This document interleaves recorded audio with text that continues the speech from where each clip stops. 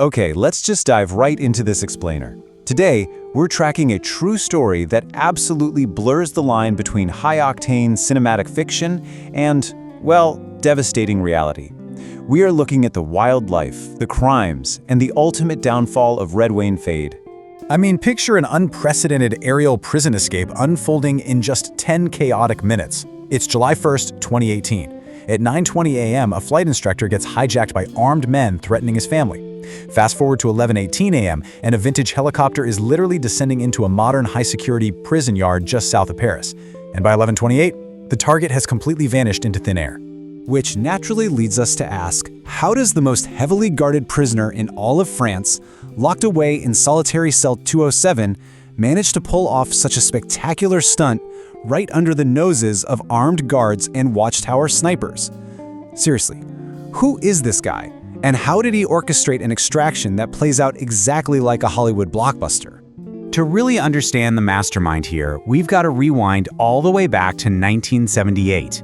We need to look at a childhood shaped by a total, all-consuming obsession with American cinema. Get this, at just 18 years old, during his very first bank robbery, he held an employee at gunpoint and told them, "Shut up, do what I tell you, I've got nothing against you, I only want the money." Now, he wasn't just committing a crime there. He was actually reciting lines straight from the classic French crime film, Misery. For him, real life was already becoming a movie set. And this obsession, it evolved into an incredibly dangerous pattern. He started meticulously recreating famous movie heists in the real world, literally using Hollywood classics as his blueprints. I'm talking about using rubber politician masks during hostage situations, a direct rip from Point Break. He'd dress his crew in sharp black suits with color-coded aliases, completely paying homage to Reservoir Dogs. And his ultimate goal of ramming armored cash trucks, that perfectly mirrored Michael Mann's film Heat. But, he wasn't just playing dress-up here. His skills were highly trained and absolutely lethal. He mastered Krav Maga, which is this super efficient, brutal military combat technique designed for fast defense and disarmament.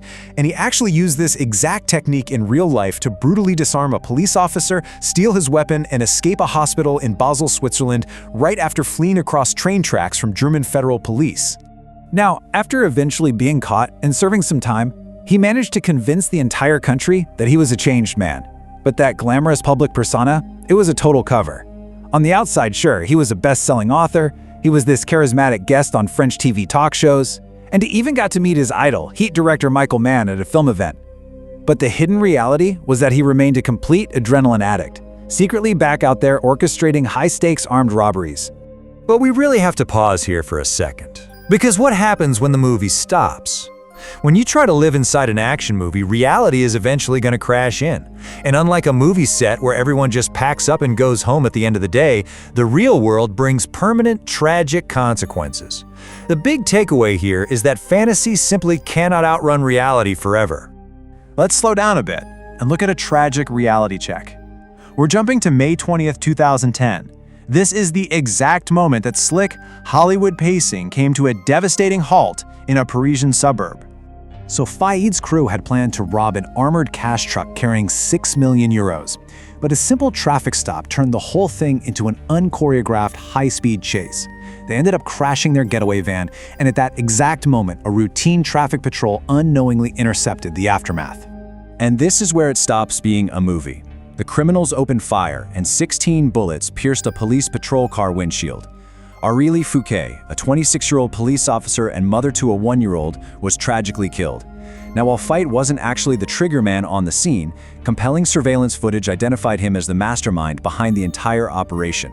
This brutal, real-world toll completely shook the entire country of France. In fact, a 2020 psychiatric assessment strips away that whole legend status he held in some circles. It describes him bluntly: he is a social predator, gifted at manipulation. It really exposes a deeply calculating individual who used his charm and his intelligence to control others, simply to feed his own addiction to the thrill, leaving massive trauma and devastation in his wake. Which brings us to the final act, that 2018 escape and his ultimate downfall. Let's break down exactly how he executed that jaw-dropping helicopter breakout while he was back in prison awaiting justice. It was a 40-second extraction. His heavily armed accomplices basically exploited a single vulnerability in the prison's defenses. First, by hijacking a highly skilled pilot in that vintage Alouette second helicopter, they managed to land right in the prison's honor courtyard, literally the only yard without anti-helicopter netting. Next, they deployed 3 smoke grenades, creating a complete whiteout to blind the armed guards in the watchtowers. Then, an accomplice carrying a 14-inch angle grinder sliced cleanly through the reinforced doors in exactly 40 seconds. And finally, Faïd just casually walked out of the visiting room and evacuated. It was the ultimate cinematic thrill, right? But the contrast of what followed is stark. It's the final collision between his adrenaline-fueled fantasies and the inescapable weight of the law. Decades of fame, talk shows, and literal helicopter escapes ended in a harsh consequence. For 3 months, he was hunted globally. He was forced to hide out, disguised in a burqa, only to be captured in a small apartment in his hometown, and ultimately sentenced to 39 years in jail. For a man who was so utterly obsessed with freedom and cinematic glory, his current conditions represent the ultimate claustrophobic reality of his actions. Since 2019, he's been held in solitary confinement 23 hours a day. He gets randomly strip-searched up to 5 times daily. Just to make a simple phone call, his hands have to remain shackled while he's escorted by 4 guards. Faïd himself now describes his existence as feeling like he's buried alive. And that brings us to a cruelly crushing number: 2060. That is Redoine Faïd's earliest possible release date. Just let that sink in for a second. He will be 88 years old by that time. The slick action hero persona is completely, irrevocably gone. So, it leaves us with this final thought to ponder. Is the thrill of living inside a movie really worth being buried alive in reality? When the credits finally roll, what is the true cost of confusing a Hollywood fantasy with the real world? Thank you so much for exploring this fascinating, tragic story with me on This Explainer. Keep analyzing the stories you see, and I'll catch you on the next one.